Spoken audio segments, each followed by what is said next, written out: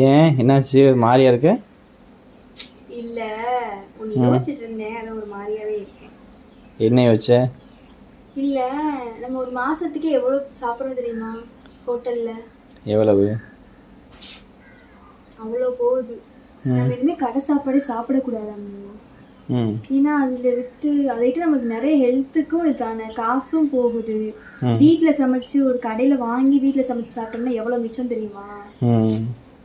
நம்ம அதை ரியலைஸ் பண்ணாமல் லேசியாகவே இருக்கும். இன்னும் இனிமேல் கடையில் வாங்கி சாப்பிடவே கூடாது, நேச்சுரலாகவே சாப்பிடணும்.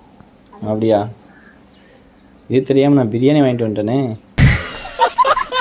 அந்த மாதிரி வச்சுக்கிட்டு இருந்தா நான் இது பண்ண மாதிரி தான். இனிமேல் சாப்பிடக்கூடாதுன்னு சொன்னால் சாப்பிடக்கூடாதாமோ? எனக்கு வாங்கிட்டு வந்துருக்கிய, சரி எடுத்துகிட்டு வாங்க பார்ப்போம். இந்தா எடுத்துகிட்டு வந்துட்டீங்களா?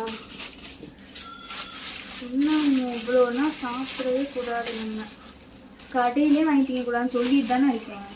சரி கேட்கவே மாட்டேங்க.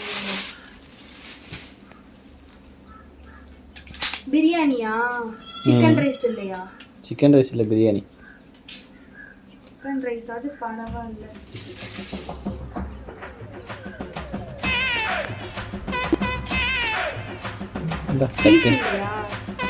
பீஸ் உள்ள இருக்கும் பாரு. பிரியாணி இருக்கே. ஐயோ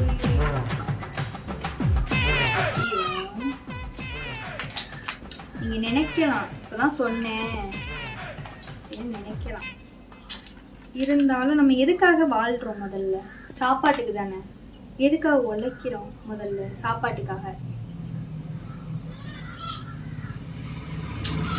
அதுக்காக எவ்வளவு வேணா நம்ம சாப்பிடலாம், அதுக்காக நம்ம எவ்வளவு வேணா செலவழிக்கலாம். நம்ம சாப்பாட்டுக்கு எவ்வளவு வேணா செலவழிக்கலாம்.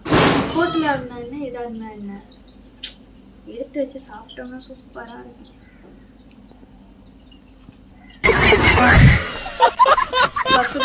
சாப்பிடுறது தான், சாப்பிடணும், சாப்பாடு தான் செலவழிக்கலாம், தப்பு கிடையாது.